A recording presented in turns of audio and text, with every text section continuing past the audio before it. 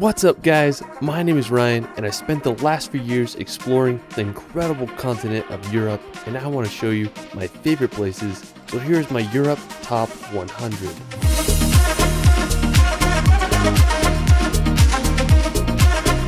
I have to say that Europe is my favorite place in the world. From the landscapes of the Alps to the countless medieval cities, it's impossible to beat the beauty of Europe. This video is a long one, so I made timestamps of all the places in the description so you can jump around to your favorite places. For our first destination, we're going to head to possibly my favorite place ever, Seceda. Now located in the Dolomites of northern Italy, I remember the first time I saw a video of this mountain, I couldn't believe it existed. The green glass slopes contrasted with the jagged mountain ridge, often covered in clouds, makes one of the most beautiful landscape combos. Now to get to Seceda, I took 2 gondolas up the mountain and made it to the top. I remember the first time I saw the mountain, I couldn't believe my eyes. The clouds covered half of it, making it one of the best views I've ever gotten. Places like this really spark your imagination and make you feel like a kid again. I hope everyone can witness the power of Seceda at least once in their life. Another magical place nearby is Alpe dei Suissi. It's home to the largest high alpine meadow in Europe. The backdrop of the mountain with the farm cabins creates a scene straight out of a dream. After northern Italy, let's head over to the mystical Faroe Islands. Located right between Norway and Iceland in the North Atlantic Ocean, the archipelago is made up of 18 volcanic islands. Now I have to say that the Faroes are home to some of the world's most dramatic landscapes, from sheer sea cliffs to waterfalls straight into the ocean. One of the most scenic places in the Faroe Islands is the Múlafossur waterfall. Now it's located on Vagar Island, and the waterfall descends about 100 feet into the ocean below. I mean, the backdrop of the village with a massive green mountain behind makes for one of the most scenic places on earth. One of my personal favorite places in the Faroe Islands is the Sea Stacks of Dragonir. I mean, the name itself just sounds freaking epic. It's this slanted sea rock with a perfect arch right above the cold Atlantic Ocean. This place looks like a scene out of Game of Thrones. I just can't believe how beautiful the Faroe Islands are. After the Faroe Islands, we're going to Italy to visit the picturesque village of Positano. I have to say that this is one of the most beautiful places in Europe.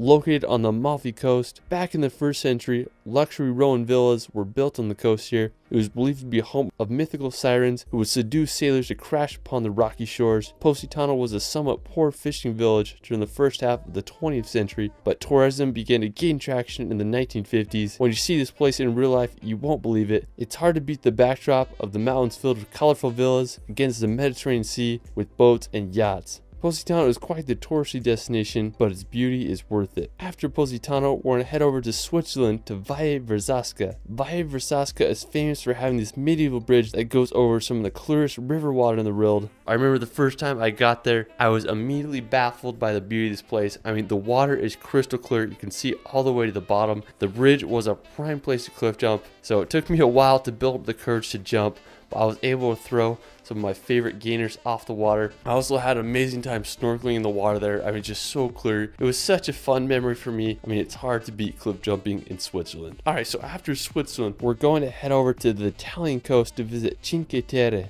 Now, Cinque Terre is made up of 5 seaside villages that date back to medieval times. During the medieval ages, the villages started to be attacked by pirates, so fortifying walls were built to protect them against any future raids. The small town of Vernazza is one of my favorites. It has the only natural port of Cinque Terre. I just can't get over the colorful houses and beauty of the Cinque Terre. It's hard to beat the charm of these Italian villages. After Cinque Terre, we're going to head over to England's Jurassic Coast. Now, while you won't find any dinosaurs here, you might find some fossils on the beach. One of my favorite spots on the Jurassic Coast is Old Harry Rocks. Now, special thanks to my friend David Rule for providing this footage. He has an awesome Instagram and YouTube that I'll provide in the description below. I remember the first time I saw his picture of this place and I was just baffled by the scenery there. The Old Harry Rocks are these sea stacks that are made completely out of chalk that mark the end of the Jurassic Coast. In World War II, the stacks were used as target practice for pilots, so that's kind of crazy. I just love the combination of the green meadows with the white cliffs and the blue ocean. I mean, it's just hard to beat that scenery. After the Jurassic coast, we're going to swim across the English Channel to visit the island of Mont Saint-Michel. Now located 1 kilometer off the coast of France, Mont Saint-Michel is one of the most magical destinations in Europe. It reminds me a lot of Hogwarts. The island was first founded by an Irish hermit, and the construction of the monastery began in the 10th century and was finished in 1523. Due to its strategic position and dangerous changing tides, the island remained protected throughout history. During the 15th century, Louis IX decided to turn the monastery into a prison, and it remained one until 1863. Now Mont Saint-Michel is one of France's most popular tourist destinations. If you are in northern France, you really need to visit this magical place.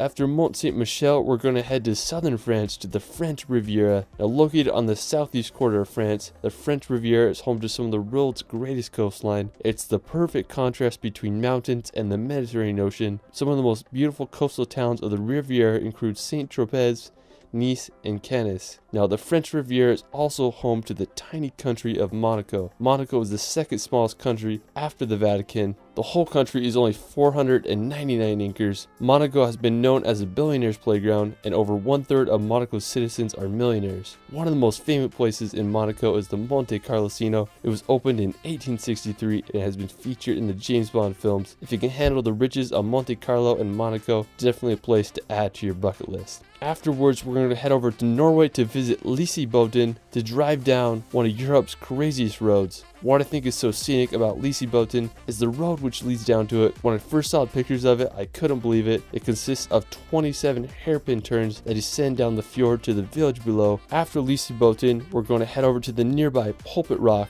Pulpit Rock is a famous flat-top cliff with a straight drop of over 600 meters. Pulpit Rock can get super packed, so if you want to avoid the crowds, you can wake up super early and get to Pulpit Rock to enjoy the sunrise. Another hike to do is the trek to Trolltunga. Now, Trolltunga is possibly the most iconic rock formation in Norway, as it shoots out over 2,000 feet from the lake below. Trolltunga is definitely the hardest hike of the three.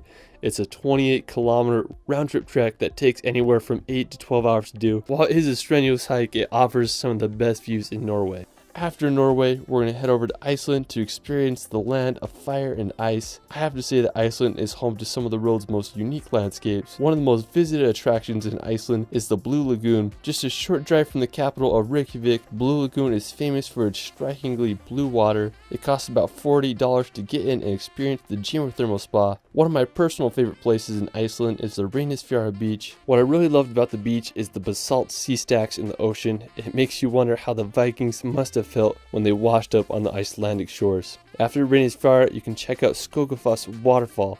It's one of the most impressive waterfalls in Iceland with a drop of over 60 meters. You can also drive an hour east on the Ring Road and visit one of the most scenic canyons in Iceland. I'm not even going to try to pronounce it, but it looks like something straight out of a fantasy movie. Don't be surprised if you see a troll walking around there. If you drive another 3 hours down the Ring Road, you'll reach Stokesness. It's such a dramatic view with the black sand and the mountain in the background. On the other side of Iceland, you can visit Kirkjufelsfoss. It's this uniquely shaped mountain that looks like Gandalf's hat. There's a waterfall nearby and it makes for an incredible shot. If you go in the wintertime, you might just get lucky and see the Aurora Borealis. There's just so much to see in Iceland, and I hope everyone can see it at least once in their life. After freezing in Iceland, we're going to head over to Greece to visit my favorite island in the world, Zakynthos. Now, I've been there twice so far and I just keep wanting to come back. It's one of the most impressive locations that I've ever been. From 1,000-foot white cliffs to the bluest water you've ever seen, Zakynthos has it all. The most famous place in Zakynthos is Shipwreck Beach. Back in the 1980s, a cargo ship from Turkey was carrying illegal contraband, and the Greek Navy chased them into this cove where it crashed. Over the years, the sand has built up around the ship and it's created one of the most visually stunning locations in the world. I mean, there's no other place like it. Another one of my favorite Greek islands is Milos. It's about a 5-hour boat ride from Athens, and one of the most impressive places on Milos is the Kleftiko Caves. You'll have to take a boat to get there. They have these gorgeous white rocks that jet out of the water, and the water is just so clear there. Another really cool spot on Milos is the Serakaniko Beach. It's a unique place that is made of lava that has been bleached by the sun and sea. I mean, just looking at this footage makes me want to go buy a plane ticket and go there right now. After exploring the islands of Greece, we're going to head over to Russia's St. Petersburg. St. Petersburg is located at the end of the Baltic Sea. It was founded relatively recent in 1703 after Russia captured it from Swedish colonists. Today it's one of Russia's most thriving cities and receives millions of tourists each year. I love all the canals. It reminded me a lot of Amsterdam. One of the most famous spots is the Peter and Paul Fortress. It was the original citadel of St. Petersburg and was finished in 1740. You can also check out sites such as the Palace Square or many of the city's gorgeous gardens. After St. Petersburg, we're going to head over to Latvia to visit Riga. Now, I have to say that I was very surprised by Riga's beauty. It's full of stunning medieval architecture. Riga was founded back in 1201, and today it's the largest city in all the Baltic countries. One of the most famous buildings is the House of the Blackheads. It's located in Riga's Old Town and was built in the 14th century. St. Peter's Church is another dramatic building that towers over Riga's skylines. Riga is just such a special and underrated city, and I hope all can visit. After, we're going to head over to the Czech Republic to explore the capital city of Prague. Due to its location and rich history, Prague is known as the political, cultural, and economic center of Europe. One of my favorite attractions is the Charles Bridge. Its construction began in 1357 and it wasn't finished until the beginning of the 15th century. The bridge is decorated with an alley of over 30 statues. I mean, it's just so scenic and such a great feature in Prague. The Old Town Square is also a great place to explore, and the Prague Castle is another beautiful sight to see. It's considered to be the largest ancient castle in the world, and it was built more than 1,000 years ago in the 9th century. I mean, that's a freaking long time. Prague has such a historic vibe, and I hope all can visit. Afterwards, we're going to head to the Netherlands to visit Amsterdam. Now, known for its elaborate canal system, narrow houses, and countless bridges, Amsterdam has a vibe like none other. I was in Amsterdam many years ago, and its impression has always left a mark on me. It's just crazy to think that people were able to construct a city around canals hundreds of years ago. Amsterdam originated as a small fishing village in the 12th century and rose to one of the world's most important trading ports in the 17th century. When I was there, I just had an incredible time just walking around the canals and enjoying the atmosphere of this incredible city. After Netherlands, we're going to head over to Budapest. Now, located in Hungary,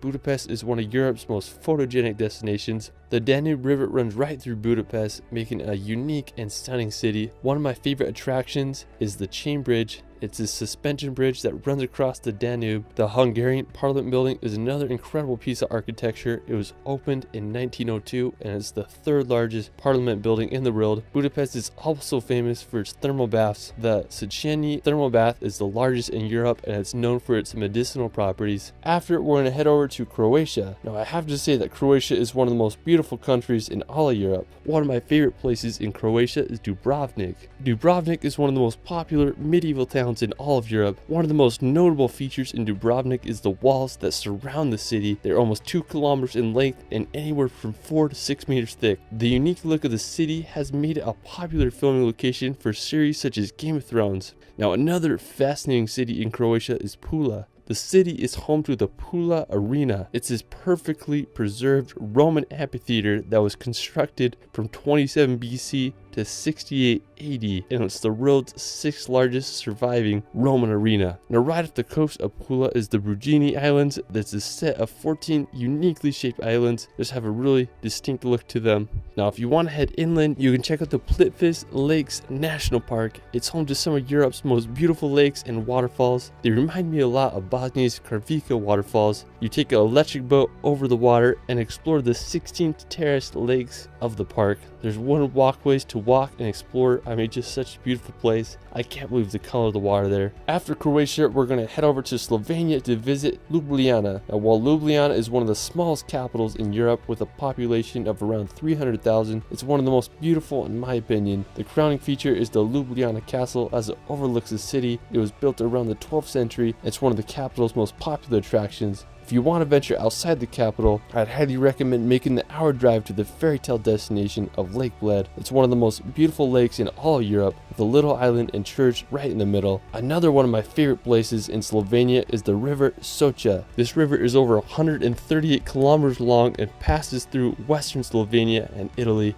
It's considered to be one of the most beautiful rivers in all of Europe, and I can totally see why. It has a very distinct emerald color to it that I've never seen before. It's a great place to go kayaking and river rafting. I mean, the river is just full of so many rapids, winding turns, and scenic bridges. I can't think of a better place to spend during a hot summer day. After Slovenia, let's head over to Portugal to visit the vibrant city of Lisbon. Being one of the oldest cities in the world, Lisbon is Europe's second oldest capital city after Athens. I mean, there's just so much culture and history in this city. You can check out the Sanctuary of Christ the King monument. It reminds me of a mixture of Rio de Janeiro and San Francisco's bridge. The Commerce Square is another beautiful spot to explore. One of the coolest parks in Lisbon is the Parque Eduardo VII. It's full of beautifully designed hedges and just a great place to enjoy the afternoon or evening. The Belém Tower is also an important monument that served as a point of embarkation for Portuguese explorers.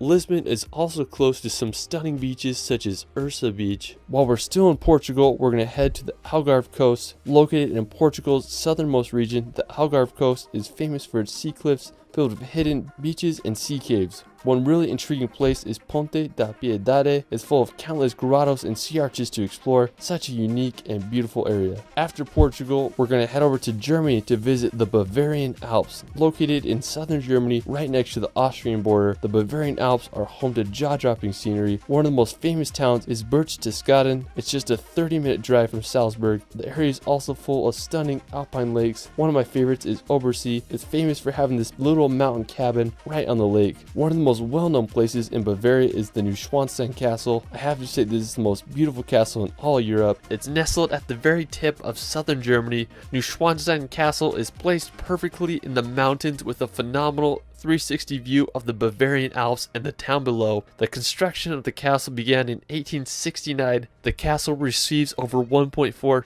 million visitors a year, so it's definitely a tourist hotspot. I mean, I just can't get over the beauty of this castle. It looks like something straight out of a Disney movie. After, we're going to head to Italy's beautiful region of Tuscany. Now located in central Italy, Tuscany is known for its landscapes, history, and artistic legacy. Whenever I think of Tuscany, I just imagine rolling green hills with beautiful farm homes lined with skinny cypress trees. It's just hard to beat the beauty there. It would be a prime place to retire. Now, the capital of Tuscany is the iconic city of Florence. It's considered to be the birth of the Renaissance. One of the most impressive buildings is the Florence Cathedral. When you look at it, you just can't believe how big it is. It was completed in 1436, and it just amazes me that they were able to engineer such a big dome. The Ponte Vecchio Bridge is another historic site as it crosses the Arno River. I just can't say enough good things about Florence. It's such an amazing city with so much history. Another great town in Tuscany is San Gimignano. San Gimignano is a stunning medieval city perched upon a hill. One of the most iconic features of the city is the medieval watchtowers. Currently, there are 14 watchtowers still standing, but during the city's prime, there were over 72 towers with the highest up to 230 feet tall. I mean, I just can't imagine how it must have looked back then. I guess you could say it was the Manhattan of the Middle Ages. San Gimignano's medieval vibe has been untouched throughout time and has become one of the most popular medieval locations in Italy. After exploring Tuscany, we're going to head over to Lake Como. Now located about a 1.5 hour drive from Milan, Lake Como is a sight to see. Known for its picturesque scenery and luxury villas, Lake Como has been named one of the world's most beautiful lakes, and I totally understand why. The lake's beauty has attracted people here since the Roman times. When you go there, you can walk the streets of Bellagio or take a ferry to other lakeside villages. If you're in northern Italy, you gotta check this place out. While we're still in Italy, let's head over to the famous city of Venice. Now, Venice is one of the world's most unique cities. There are no roads and just canals to get around. It's made up of 118 islands, and they are linked by over 400 bridges. Venice was a major financial and maritime power during the medieval ages and the Renaissance, and today it's one of Europe's most popular tourist destinations. When you're there, you can take a ride down the canals on a gondola, or you can check out St. Mark's Square. It's a one-of-a-kind location I hope you all can see. Another one of my favorite places is the magical city of Edinburgh. If you want to go back in time, Edinburgh is a must.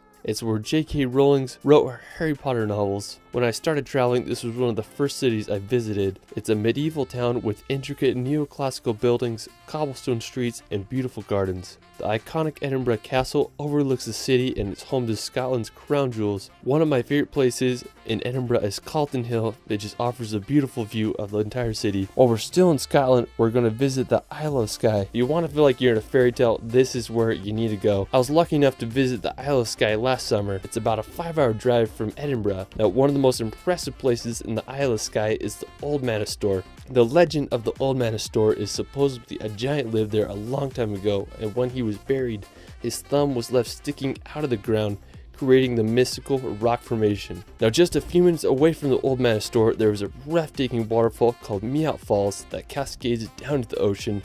There's a nice viewpoint where you can see the waterfall. If you're looking to find some ferries, you may want to check out the ferry pools. They're these picturesque blue pools that lie at the base of the Black Cuillin Mountains. After Scotland, we're going to head over to the charming capital of Dublin.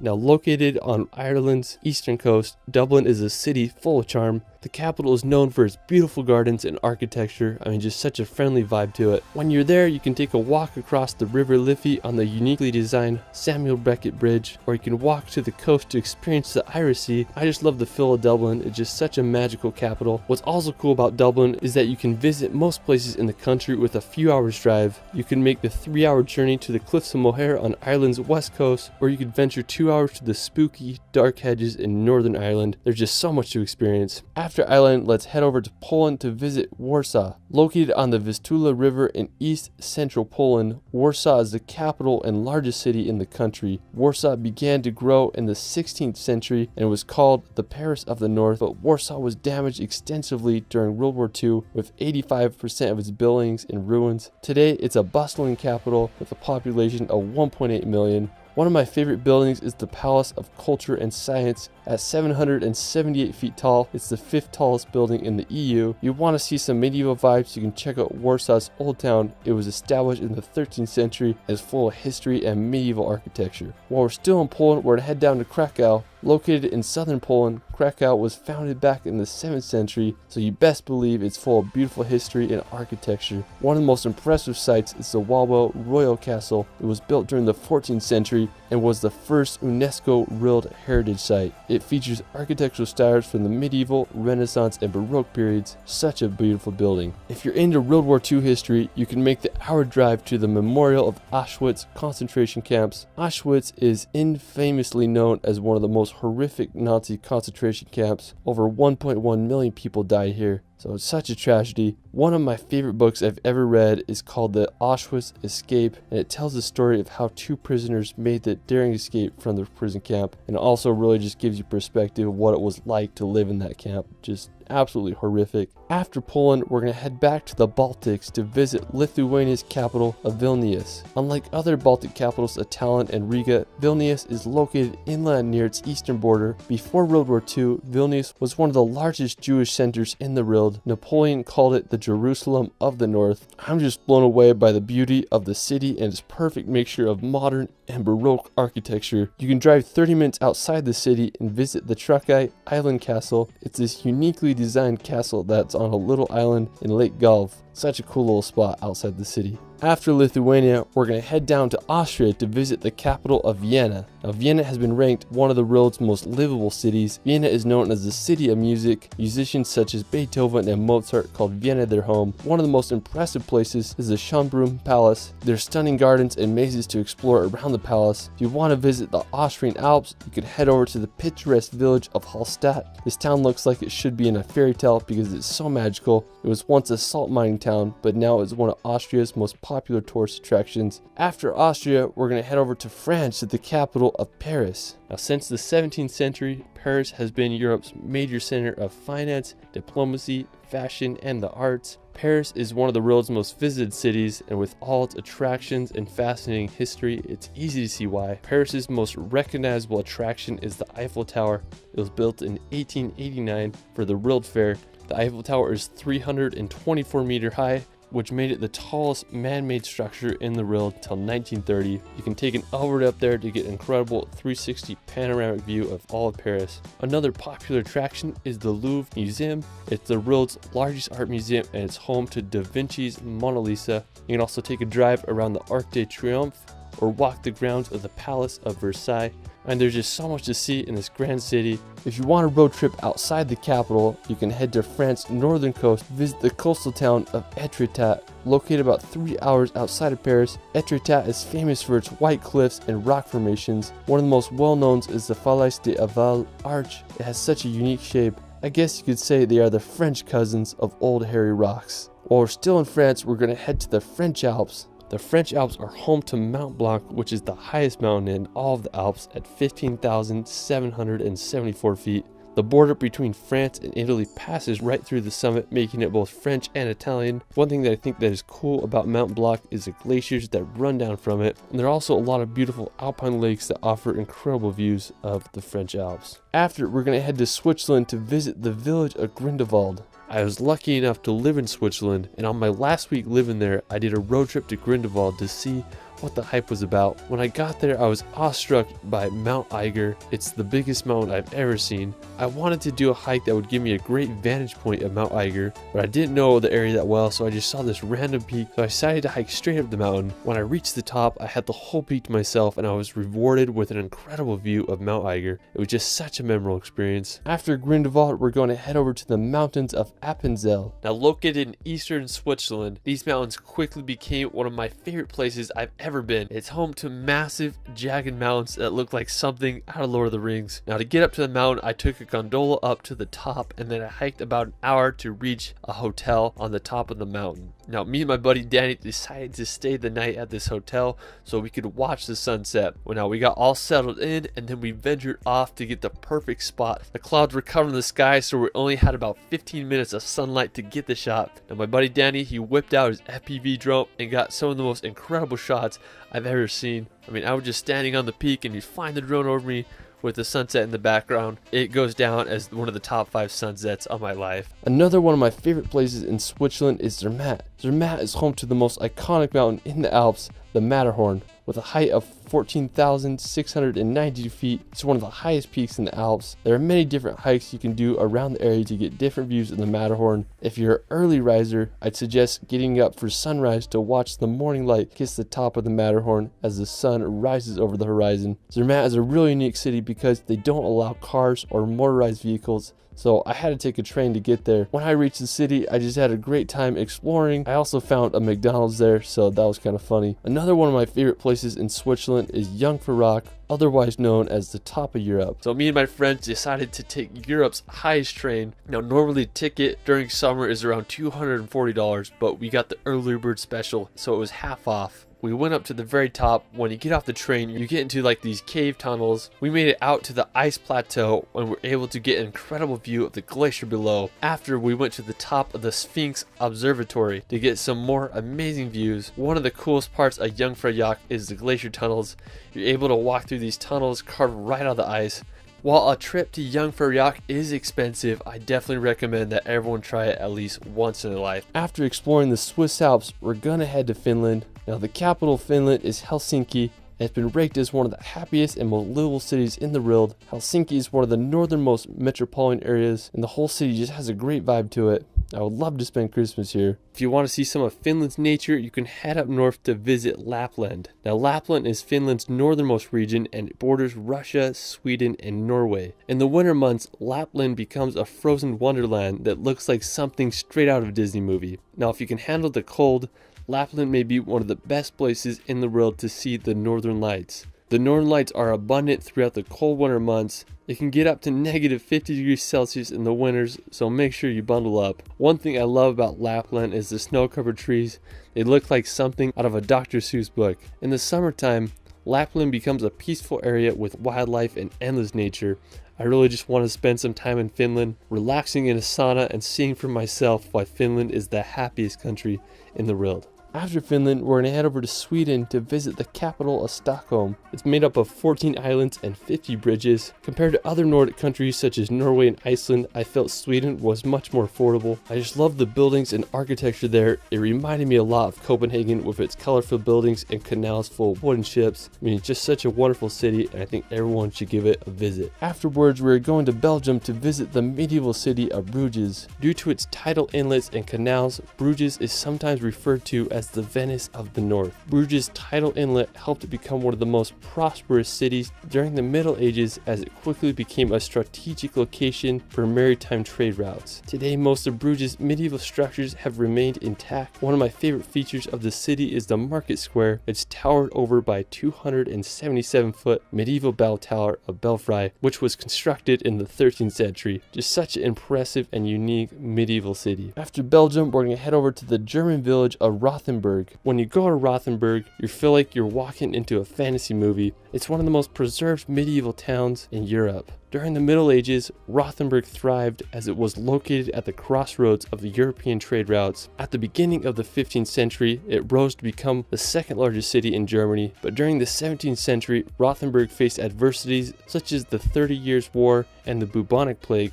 Without much resources, Rothenburg's growth was halted, which aided in keeping the town preserved in its medieval state. Today, Rothenburg maintains its medieval charm. It's been the inspiration for Disney movies such as Pinocchio and Beauty and the Beast. If you can, go check out the famous Plonine Corner or the Christmas market. It's hard to beat the allure of this German village. After Rothenburg, we're going to visit possibly the most iconic city in the world, London. I love the city so much, I just keep coming back. Everything from double-decker buses to the energy of Piccadilly Circus makes the city feel so alive. There's just so many places to see. You can check out the iconic Big Ben and walk across the bridge to see the Palace of Westminster. There's the Tower Bridge, which is possibly the most famous bridge in all London. You can go see the Stoic Guards at Buckingham Palace or take a ride on the London Eye. If you haven't already been to London, I'd highly recommend visiting when you can. It's hard to beat the London atmosphere. There's no city like it in the world. Alright, so after exploring London, we're going to make the 2-hour drive over to Stonehenge. Located in Wiltshire, England, lies one of the most famous man-made rock structures in the world. There's a lot of mystery surrounding Stonehenge, like what was its purpose and how was it made. Archaeologists believe it was constructed back between 3000 to 2000 BC. Stonehenge consists of a ring of rocks, each being around 13 feet high and weighing nearly 25 tons each.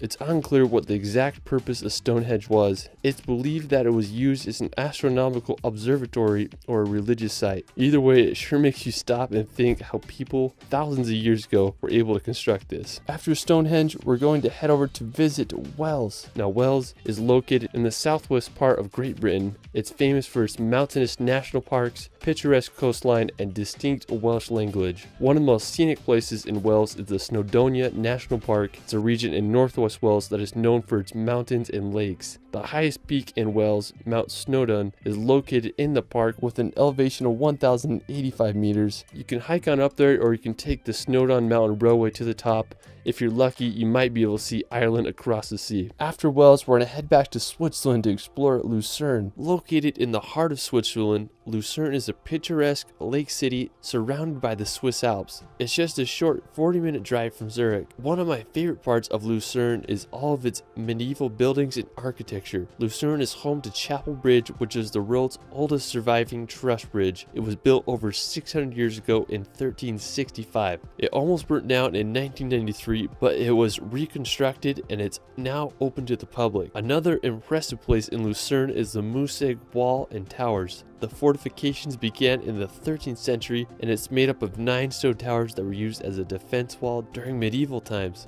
Aside from all the history, Lucerne is just a beautiful city to walk around and explore the lake and all the surrounding scenery. While we're still in Switzerland, we're going to head over to the capital of Bern. Now, in my opinion, I think Bern is one of Europe's most beautiful capitals. I love how the blue waters of the Aare River winds perfectly through the city. Now, Bern's origins date back to the 12th century, and today the capital hosts a population of just over 1 million people. Now, one of the most impressive places in Bern is the Old City. It's the medieval part of Bern. One of the most prominent features is the Cathedral of Bern. It started construction in 1421, and it's the tallest cathedral in all of Switzerland at a height of 100 meters. Bern is just such a wonderful city, and I hope you all can visit one day. Another one of my favorite capitals is Denmark's Copenhagen. Now, Copenhagen started as a Viking fishing village in the 10th century. Today, Copenhagen is the cultural, economic, and governmental center of Denmark. One of the most recognizable places in Copenhagen is the Nyhavn Canal. It's a 17th century canal that is lined with beautifully colored houses and historical wooden ships. It's just a great place to walk around and enjoy some Danish restaurants and cafes. Another impressive spot in the city is the Copenhagen Opera House. It's one of the most modern and expensive opera houses ever built, with an estimated cost of $500 million.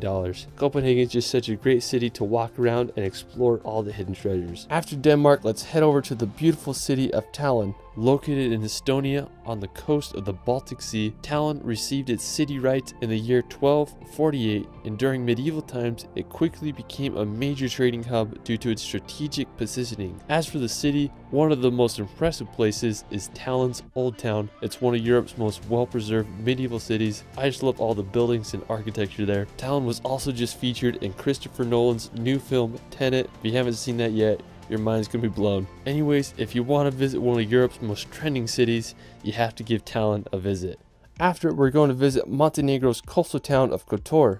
Located in what some consider to be Europe's southernmost fjord, Kotor is one of the most well-preserved medieval old towns in all the Balkans. It's grown in popularity over the years, and it's a popular cruise ship stop. If you want to get one of the best views of Kotor, you can drive up the Serpentine Road to get a panoramic view of the entire bay and surrounding mountains. I mean, just what a beautiful city. From Kotor, you can make the 30-minute drive over to the nearby islet of Sveti Stefan. It's this 15th century island fortress that has been converted to a 5-star luxury resort. If you can afford it, it would be quite the place to stay. While we're still in Montenegro, we're going to check out the Đurđevica Tata Bridge. This is one of the coolest arch bridges that I've ever seen. The bridge was finished in 1940 and it consists of 5 arches, with its highest being over 564 feet above the river below. I mean, just such a crazy looking bridge. Alright, after Montenegro, we're going to head over to the neighboring country of Bosnia and Herzegovina. Known for its beautiful rivers, medieval bridges, and fascinating history, it's quite the place to visit. Now, one of my favorite places in the country is the city of Mostar.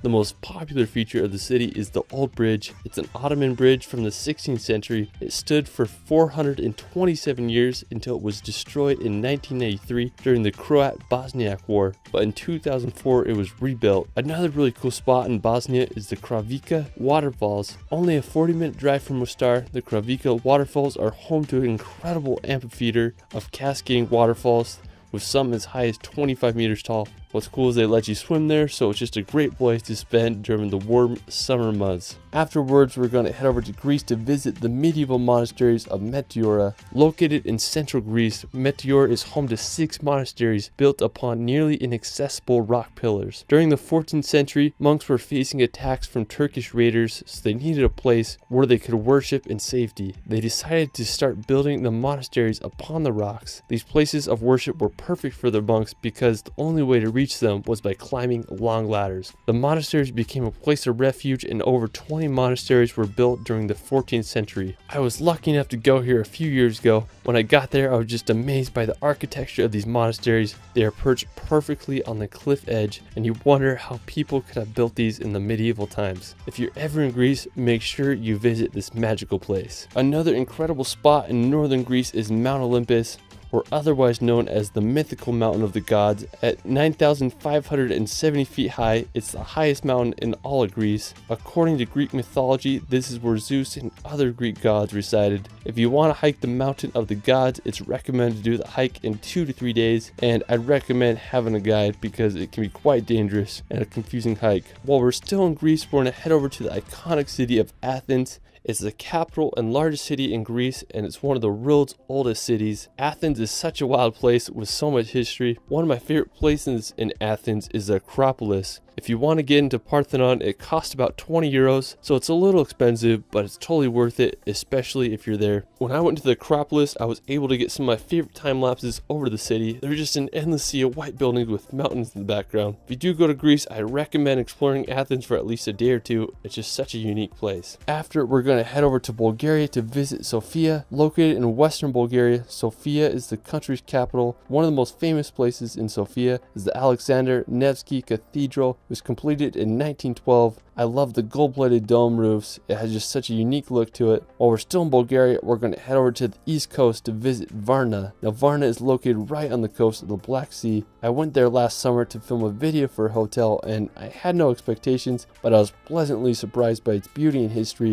It reminded me a lot of California's coastline. It had great beaches, wonderful weather, with tons of entertainment. Now another interesting spot in Bulgaria is the Belogradchik Fortress. It's located in the Balkan Mountains. It's this ancient fortress amongst some really unique rock formations. The fortress was captured by the Ottomans in the 14th century. The thing that strikes me about the area is how they incorporated the rocks into the fortresses. I mean, just such a unique place. I've never seen anything like it. After Bulgaria, we're going to head up north to Romania to visit the medieval castles of Transylvania. Now, Transylvania is a very intriguing yet spooky region. Transylvania is where Bram Stoker's novel Count Dracula takes place. Now, one of the most famous locations in Transylvania is the Bran Castle. Located near the city of Brasov, the castle was built around the 14th century and served as a fortification against the Ottoman Empire. Due to its dramatic architecture and possible connection to Vlad the Impaler, the castle has been named Dracula's Castle. I could totally imagine Count Dracula using this castle as his hideout. Now, Romania is also home to this really cool road called the Transfăgărășan Road. It's full of hairpin turns, and it's easy to see why it's one of the most popular roads in all of Europe. After Romania, let's head back to Norway to visit the Lofoten Islands. Lofoten is located in northern Norway, and even though it's in the Arctic Circle, it feels like you're on a tropical island there. I was lucky enough to go there about 2 summers ago, and I had an incredible journey road tripping through Lofoten. Our first pit stop was at this fishing village called Henningsvær to see the world's most scenic football field. When we got there, we sadly didn't have a soccer ball, but we had a good time playing on the field and enjoying the incredible views of Henningsvær. We kept on driving and made it to the iconic town of Rain. Now, when you think of Norway, this is it. It has those red houses surrounded by massive sea mountains. In my opinion, I'd have to say that Rain is the most beautiful town in Lofoten. When I was planning my road trip to Norway, I remember seeing pictures of this place and I just couldn't believe it existed. After Lofoten, we're gonna head to Saltstraumen to witness one of the world's largest whirlpools. So over 110 billion gallons of water pass through this 3-kilometer strait every 6 hours, making for one of the strongest currents in the world. Now, water speeds can reach over 37 kilometers. One of the coolest features of Saltstraumen is the whirlpools that the changing tides make. Now, while they aren't the whirlpools you'd imagine in movies like Pirates of the Caribbean, these whirlpools can get over 33 feet in diameter with a depth of over 16 feet. You can take a boat ride through the current, or you can witness the whirlpools from the bridge above. After the whirlpools, we're going to take a drive to one of Norway's most famous routes, the Atlantic Ocean Road. This 8.3 kilometer road runs across an archipelago of islands as it connects the islands of Averøy to the Romsdal Peninsula. The Atlantic Ocean Road was completed in 1989 and cost 122 million Norwegian krone to make. It's made up of 8 bridges and 4 resting places. The route is an impressive feat of engineering and it won the Norwegian Construction of the Century Award. So if you decide to go on a Norway road trip, you have to take a drive on the Atlantic Ocean Road. While we're still on the topic of roads, if you drive just 2 hours south, you'll reach another one of Norway's most famous routes, Trollstigen. Now, Trollstigen, or the Troll's Path, is a serpentine road that makes over 11 hairpin turns as it descends on a 10% decline to the valley below. Trollstigen has 2 powerful waterfalls that pass through the road. The Stigfossen waterfall has a total height of 240 meters. I mean, that's just freaking huge. Another really cool place in the area is Trollveggen, or the Troll's Wall. It's Europe's tallest vertical overhanging rock face at about 3,600 feet high. I mean, it's just unbelievable. Alright, after Trollstigen, you can make the 2-hour drive south to visit the Geiranger Fjord. Now, Geiranger Fjord is one of Norway's most popular destinations. The fjord is over 260 meters deep and is surrounded by massive mountains that are over 1,600 meters high. There are many viewpoints to get the best perspective of the fjord. One of the most spectacular features of Geiranger Fjord is the Seven Sisters waterfall. The waterfall consists of 7 separate streams that descend 410 meters to the water below. The best way to see the fjord is by boat. You can take a cruise ship or a 1-hour ferry of Geiranger to Helisilt for about $35. This is by far the best way to witness the waterfalls and majesty of the fjord. After exploring the fjords, we're going to head back to the Arctic Circle to visit one of the most northern places in all of Europe, Svalbard. Now Svalbard is located right between the North Pole and Norway. The capital of Svalbard is this town called Longyearbyen, which has a population of a whopping 2,000 people. What's cool about Svalbard is that it's a visa-free zone, so basically anyone can move and work there. The archipelago is also home to the Svalbard Global Seed Vault, where thousands of the world's seeds are kept in case of a global catastrophe. After Svalbard, we're going to head over to Russia to visit Moscow. Moscow is the world's most northernmost and coldest megacity. It's also Europe's second most popular city with over 12.4 million residents. One of the coolest places in Moscow is St. Basil's Cathedral. It was completed in 1561 under orders of Ivan the Terrible. It has such a unique look with its colorful onion-shaped domes. Right next to the cathedral is the Moscow Kremlin. It's a fortified complex that was completed in 1495. It serves as the official residence of Vladimir Putin, so it's basically the Russian equivalent of the White House. One of the most stunning buildings, in my opinion, is the Moscow State University. It reminds me of a scene straight out of a Batman movie. I mean, there's just so many intriguing places to visit in Moscow. What a wild place. Russia is also home to the tallest mountain in Europe, Mount Elbrus. Located in southwestern Russia stands this massive 18,510 foot high stratovolcano. It's the 10th most prominent peak in the world. Now it's a dormant volcano with 2 peaks. I mean, the mountains in the area remind me a lot of the Swiss Alps. I just can't believe how big they are. So if you want to hike to the top of Mount Elbrus, climbing isn't very technical. You're mostly walking with crampons on snow to the top, but the climb can be very challenging due to altitude and unpredictable weather. A lot of people compare its difficulty to climbing Mount Kilimanjaro. While I've never been to Russia, I'd love to summit this mountain one day. I just think it would be such an adventure. Afterwards, we're going to head over to Turkey to visit the notorious city of Istanbul. Istanbul is one of the most fascinating places. It's a transcontinental city, which means that Istanbul is part of both Europe and Asia. The Bosphorus Strait, which is considered to be the boundary between Europe and Asia, runs right through the capital. Istanbul is the most populated city of all of Europe with a population of over 15 million. The history of Istanbul is endless. It was settled as far back as 7th century BC and it became the capital of the Roman Empire in the year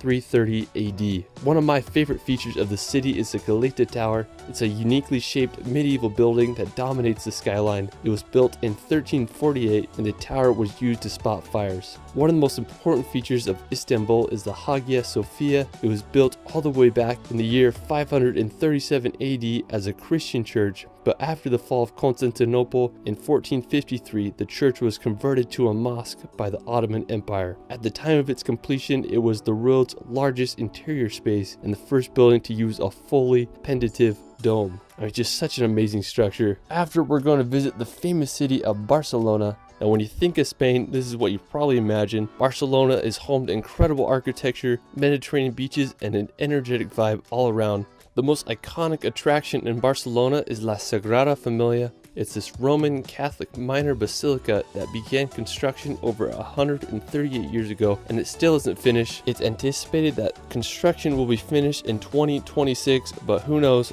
All I know is one of the most unique buildings in the world and I still can't get my head around that it's been in construction since 1882. After Barcelona, we're going to head over to the wild island of Ibiza. Now, while Ibiza is known for crazy nightlife and party city, it also has some of the world's best beaches and cliff jumping. Me and my brother decided to go to Ibiza for Halloween because why not? Anyways, we spent the first few days exploring the island and honestly, I was pretty disappointed because I couldn't find any really cool cliff jump spots, but on our last day, where we had just a few hours before our plane was about to take off and we found this secluded cove, we hiked down and made sure the water was deep enough and we found this perfect cliff and I threw some jumps off and then my brother did a wild double backflip off the cliff. Another incredible place in Spain is the volcanic Canary Islands. Now located off the coast of northwestern Africa, Canary Islands are home to some of the world's most unique landscapes. You might as well call them the Hawaiian Islands of Europe because that's what they remind me of. The biggest and most populated island on the archipelago is called Tenerife. One of the craziest places in Tenerife is the cliffs of Los Gigantes. They are these massive sheer cliff walls that rise 800 meters out of the ocean. While we're still in the Atlantic Ocean, we're going to head over to Portugal's archipelago of the Azores. Located right in the middle of the Atlantic Ocean, the Azores are a group of 9 islands like none other. They remind me of a hybrid between New Zealand and Hawaii, with its rolling pastures and green scenery. The largest island on the Azores is São Miguel. One of the most stunning places on the island is Lago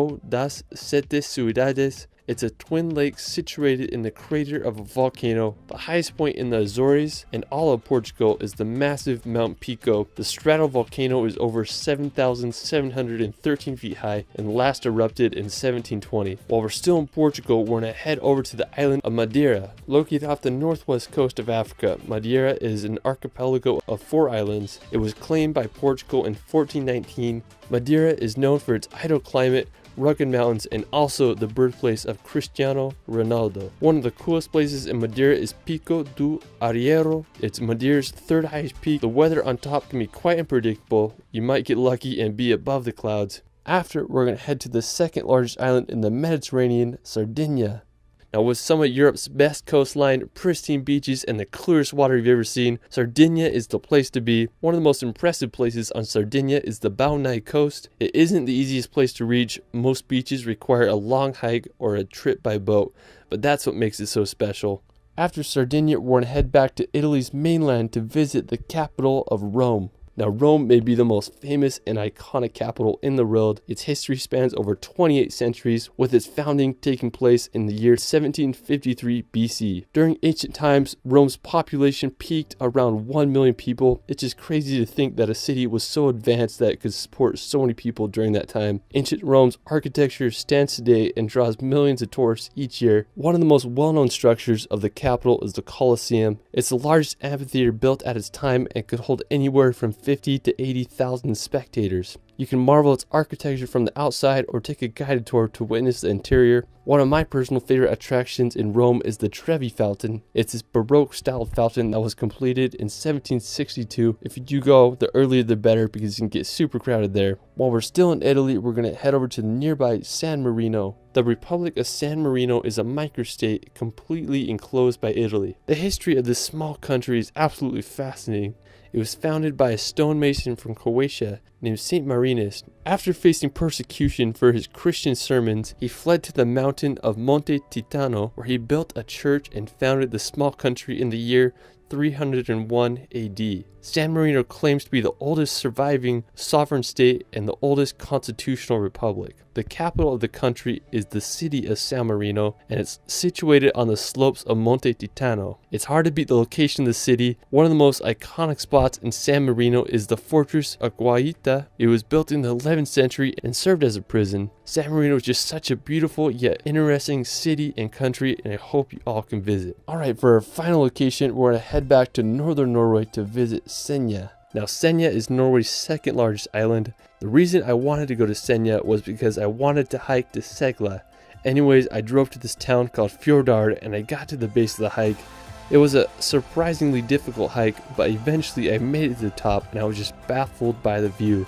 The rock formation rose hundreds of meters out of the ocean. It was just like nothing I've ever seen before. Now, I was just having an amazing time and I decided I wanted to spend the night on top of the mountain so I could see the northern lights. All I had was a blanket and I used my camera bag as a pillar, so I found this little mossy cliff ledge and I set up camp there and waited for the northern lights to show up. Around 11 p.m. I woke up to the aurora borealis above my head. I couldn't believe what I was seeing. They moved surprisingly fast, like snakes in the Arctic sky. And seeing those lights made me feel like a kid again, and it will forever be one of the most special nights of my life. Some nights you don't need to fall asleep to start dreaming. Well, that is it for my Europe Top 100. Let me know in the comments where your favorite place is in Europe. I mean, there's just so many beautiful attractions. I could probably do a Top 1000 video. If you guys want to feel relaxed, I started a relaxation channel where I post hour-long videos of places such as Switzerland and Scotland with calming music that you can just have playing in the background to bring some peace and nature in your life. You can find me on Instagram and TikTok at shirley.films. Anyways, it's Ryan, and we will see you later.